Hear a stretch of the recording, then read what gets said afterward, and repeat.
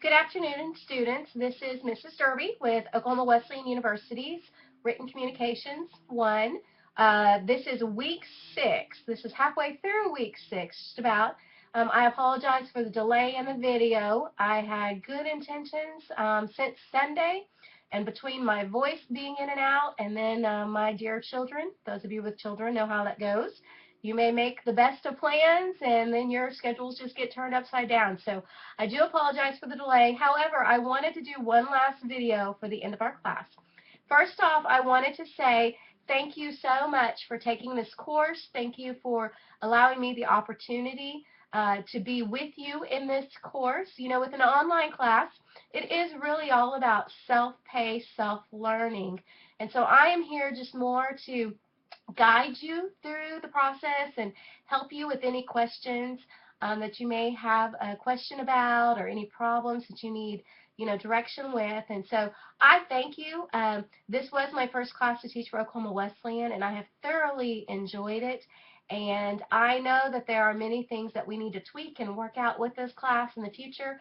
But I have been just tremendously blessed by you and your entire class. From our ministry students to our students that are out in the workforce, you all have a great impact on those you are around every single day. And so I want to say thank you first for taking this class. Thank you for letting me be your instructor. But lastly, thank you for working on your education and improving your communication skills, improving your ministry skills so that you can reach those for Christ. And I just want to say thank you to that. You all, again, like I said, you have been a tremendous blessing, and you have just worked so well together. And I know we've had some mix-ups here and there, but I thank you for your patience with me.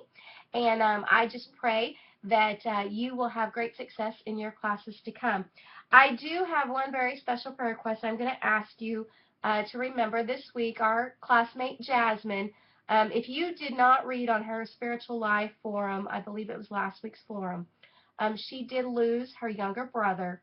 And so just please remember Jasmine. Jasmine is located all the way in Oregon, but please remember Jasmine. And Jasmine, just know that we are praying for you. Remember her and her family. Having already lost a sibling when I was much younger, I do understand the grief and the loss and the pain that they are going through. And so it is not an easy process to deal with, whether it's, a sickness or a tragedy. But God is there, and God will help, and God will lead, and we just have to depend upon Him during these times. So Jasmine, just know that we are praying for you in class. Please do. Please encourage Jasmine, and please continue to lift her and her family, the Donald family, up in prayer during this time of the loss of her brother. All right. Well, this week we are finishing up our course, and we are reflecting on what have we learned in this process, what skills have we improved on, what did we realize that we needed help with. And I just ask you to be respectful but very honest in your reflections and in helping each other out.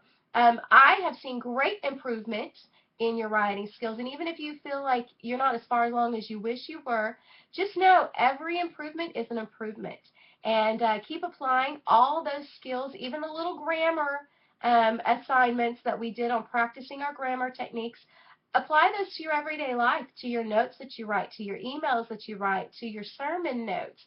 Apply those skills, because the more you use those skills, the more they're going to become a second nature to you, and you're going to use them just out of second nature in your writing. So be honest in your daily questions in your Spiritual Life Forum. And again, encourage and help each other in seeing how far you have grown in this course, because there has been so much growth in the writing in this course. This last week, and hopefully you are well into working on this assignment, you are going to write a 4-page essay over argumentation. Now, I want to remind you that anytime you have an assignment and it says it's so many pages in length, that does not count the cover page or the reference page. When it says it's a certain length, that is simply the essay itself.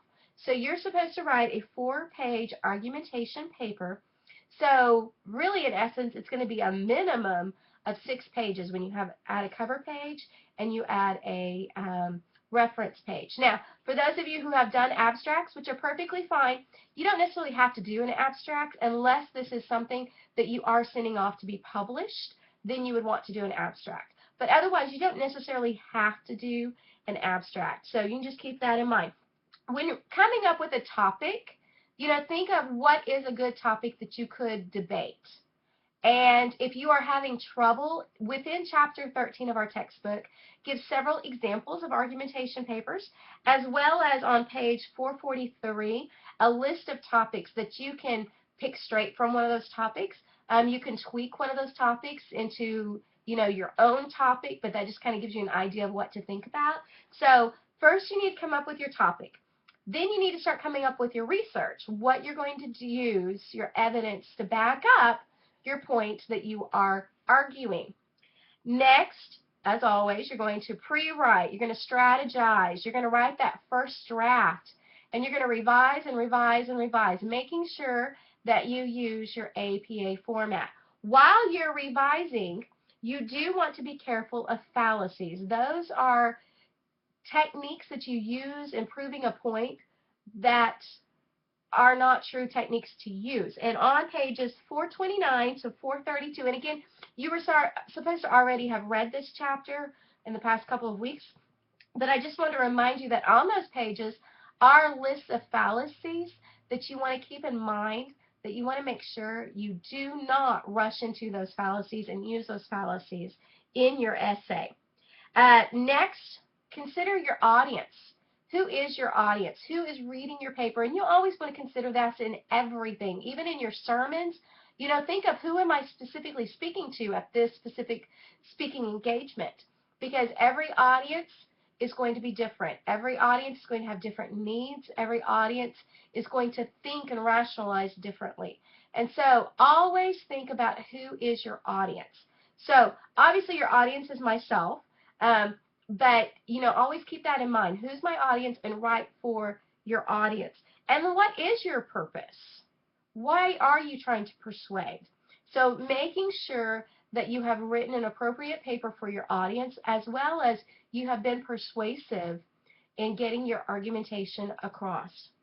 And then lastly, as I've already said, edit, edit, edit, edit. We cannot edit enough. I mean, I constantly find, mistakes even in things that I've edited. So always go back. Get a second pair of eyes if you have a spouse or a friend that's willing to look at it. But just, make sure that you've really gotten your point across, that you've done it with appropriate evidence, and you've refrained from using the fallacies, and you've checked for your errors and your run-on sentences and your spelling mistakes, and you just honestly feel as though you've done the very best job that you can do. All right, and then again, that is due by the end of the week, by midnight on Sunday night. As I'm again saying thank you for allowing me to teach you this course, thank you for being patient and understanding with me, I do want to encourage you, I cannot encourage you enough, to make sure you fill out the course evaluation. As always, be honest. Be respectful, but be honest. This is a course that is continually being developed, and Oklahoma Wesleyan is always looking for ways to improve their courses so that their students do get the very best education. And that's what we want. We want you to get the very best education possible. So if there were specific things that you didn't feel were helpful, or that you think needs to be fixed, or you weren't quite sure of, or were confusing, put those on there. And so I appreciate you taking the time to fill out your course evaluation, and I just ask you to be honest but respectful on it, again, as I keep saying that. And then just so you know I put this in the announcements already for week 6, but your instructors, anytime you fill out an evaluation, your instructors do not see those evaluations until after grades have been turned in, course grades have been turned in, as well as when we do see those evaluations, they're completely anonymous. So we have no idea of who wrote what. So just keep that in mind. Lastly, I'm going to make this short. Lastly, thank you. I cannot say thank you enough. It's such a blessing to be given the opportunity to teach, to be able to give the opportunity to teach from home so that I can minister to my 2-year-old and be the example that he needs throughout the day. And, you taking this course allows me that opportunity. And so I truly am so thankful. I'm thankful for you. I'm thankful for your goals and your ministries in mind.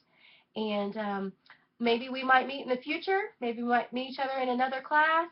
And but I do wish you the very, very best, that God will just completely continue to lead your path and guide you in the way that He wants you to go, you and your family. Lastly, again, please keep Jasmine in your prayers. Jasmine, we are praying for you. And I'm praying for all of you that God will just continue to give you peace and understanding and clarity of mind as you take your courses and the time available to take your courses, as I know what it's like trying to juggle everything. So I thank you, and my prayers are with you. God bless.